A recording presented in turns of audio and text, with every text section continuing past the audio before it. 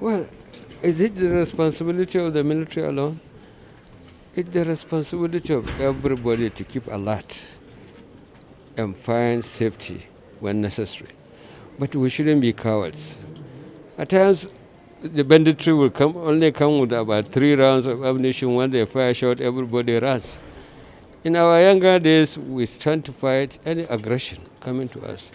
I don't know why people are running away from minor thing like that. They should stand and let these people know that even the villagers, they have the competence and capability to defend themselves. But our own duty is to ensure no Nigerian is hurt and we're capable of protecting the integrity of this nation. And we will continue to do it even though we are so stretched. Are you supporting the use of firearms by citizens? You are asking so many. Sorry, sir. Well, this is an issue where probably even in the developed countries, they are still debating on it, whether to continue or not. But I don't advise Nigeria to start using firearms for personal use. Still on the appointment of ex-service chiefs as envoy, do you think it is in order, considering the criticism that surrounds their performance when they were there?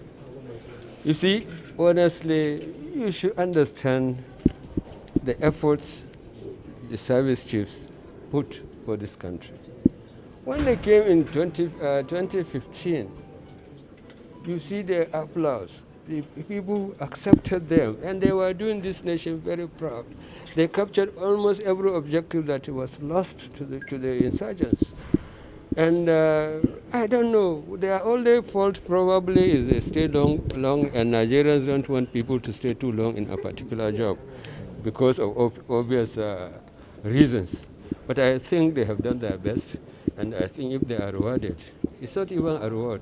They are capable and competent to take any assignment for this nation. Yes, People should thank them.